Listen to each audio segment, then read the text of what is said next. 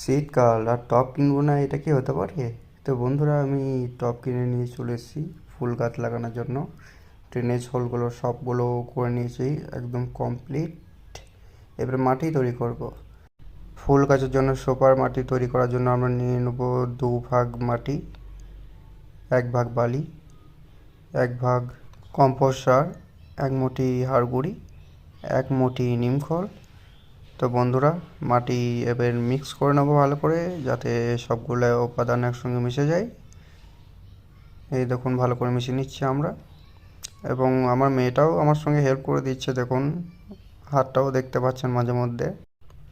টবে মাটিগুলো ভরে নেবো এক এক করে, সব টবগুলোই কমপ্লিট। বন্ধুরা, টবে মাটি ভরা হয়ে গেছে। এবার কি কি গাছ আমরা শীতে লাগাবো দেখার জন্য নেক্সট ভিডিওতে অপেক্ষা করুন। এ পর্যন্ত ছিল ভিডিওটা। টাটা।